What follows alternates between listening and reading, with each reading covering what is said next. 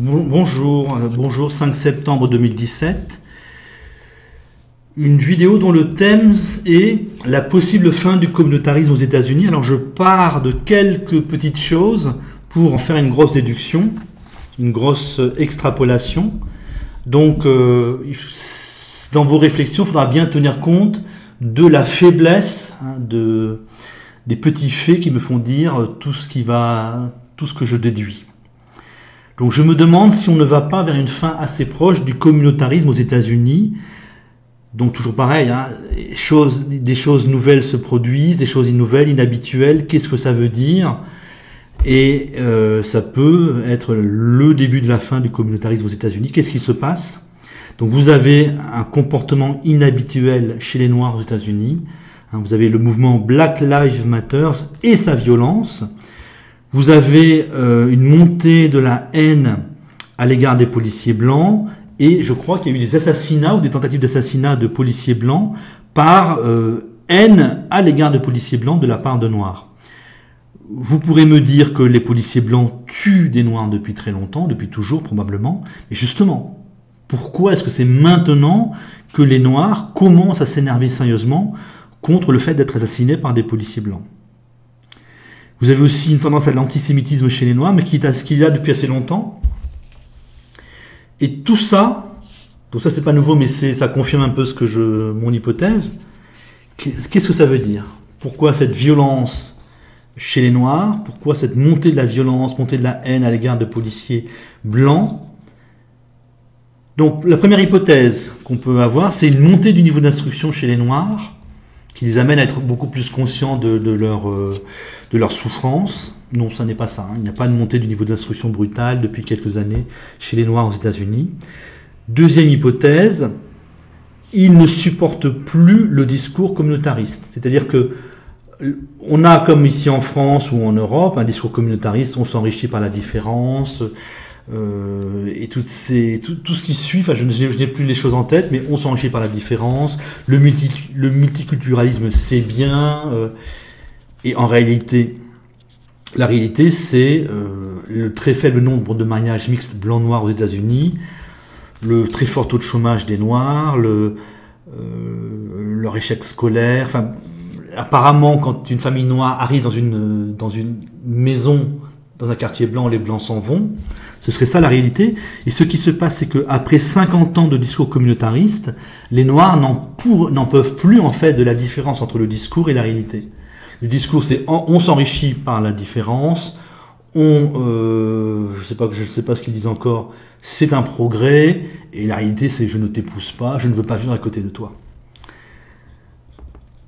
Pour les mariages mixtes, vous pourrez me dire que c'est les Noirs qui refusent d'épouser les Blancs. Non, puisque en France même, les Blancs épousent beaucoup plus souvent les Noirs que les Blancs aux États-Unis. Donc c'est vraiment une question d'Américains blancs qui sont mal à l'aise avec les Noirs, tout en ayant ce discours positif. Et ce serait donc cet écart entre le discours positif et la réalité qui fait que les Noirs deviennent fous, s'énervent, et commence à être assez violent pour certains d'entre eux, pour les militants, pour une partie d'entre eux.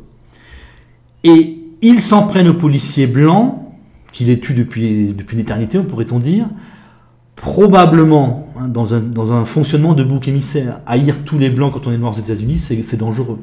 Donc on va haïr les policiers qui sont peu nombreux, qui pour certains d'entre eux tuent des Noirs, il y a comme une sorte de justification, et je pense qu'il est à la mode, comme en France, pour certains milieux, les milieux de gauche, de mépriser les policiers et donc haïr les policiers. Ça n'est pas dangereux.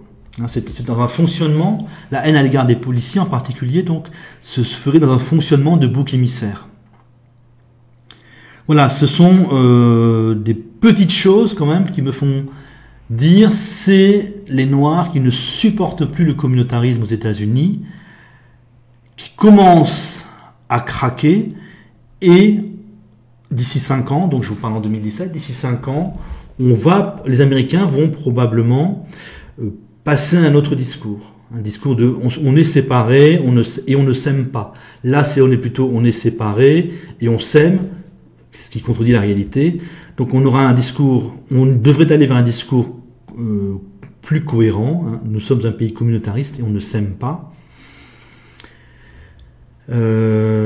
Donc ça aura des conséquences très importantes en Europe en fait. Les élites européennes sont encore sur le discours de l'immigration nous enrichit, donc l'immigration africaine nous enrichit, l'immigration moyen-orientale nous enrichit, et dans 5 ans, les Américains nous diront peut-être, ben non, le communautarisme ça ne marche pas, nous le dirons officiellement, hein, le communautarisme ça ne marche pas, et donc ça cassera tout ce discours de l'élite européenne qui a décidé donc de cette immigration massive. Et ça devrait avoir des conséquences très importantes. Hein. Donc ce discours communautariste ne sera plus tenable. Et vous aurez inversement le discours du c'est intenable, de ceux qui ne veulent pas de cette immigration, sera beaucoup plus puissant et eux seront beaucoup plus portés là par le vent de l'histoire, on pourrait dire. Hein. Ils seront portés par l'échec des États-Unis. Donc il est assez possible que dès que les Américains sortent du discours communautariste, ça rentre immédiatement en Europe. Pour affaiblir énormément le discours d'enrichissement par la différence de nos élites, d'immigration qui nous enrichit, d'immigration qui nous apporte des avantages, et pour renforcer, légitimer le discours sur le rejet des Africains. Ça, ce discours-là pourrait ne durer que 5 ans, en tout cas pourrait ne durer que tant que... pourrait s'arrêter immédiatement, pour échanger, pardon, dès que les Américains reconnaîtront officiellement que le communautarisme ne marche pas, et ça c'est peut-être pour dans 5 ans. Donc ça va légitimer en fait ce que j'appelle moi le racisme européen, hein, ça va le renforcer et ça va l'accélérer. Donc on a peut-être plus 20 ans devant nous, hein, si les Américains dans 5 ans disent mais ça ne marche pas, le communautarisme ne marche pas, ça aura une influence directe en Europe. Et ceux qui tiennent ce discours vont se taire, ceux qui disent ça ne marche pas, il faut les rejeter, seront considérablement renforcés. Donc, alors j'insiste bien, je fais ces hypothèses, cette grosse hypothèse à partir de petits faits, et pour que vous acceptiez mon hypothèse dans les années qui viennent, hein, il faudra bien vérifier que les problèmes avec les Noirs aux États-Unis ne cessent d'augmenter, que les Noirs commence à militer dans la haine, soit des blancs, soit des policiers blancs, commence à sortir vraiment du discours communautariste eux-mêmes, pour que mon hypothèse soit valable, mais elle a des chances d'être valable, et comme ses conséquences seront très importantes, c'est-à-dire que le discours multiculturaliste en Europe va s'arrêter très très vite, hein, très très vite, va s'arrêter immédiatement, quand le discours multiculturaliste aux États-Unis va s'arrêter lui-même. Donc c'est peut-être pour dans 5 ans que officiellement les élites européennes abandonneront ce discours. Donc je me base, pour avoir compris ça, je me base sur le bouquin Le destin des immigrés d'Emmanuel Todd, écrit je crois en 1993, qui me permet de faire cette hypothèse. Comportement des Noirs aux États-Unis qui change, quelque chose ne va plus, et c'est donc probablement l'incapacité de supporter l'hypocrisie en quelque sorte du discours positif et de la réalité négative, qui aura donc d'immenses conséquences en Europe. Salut.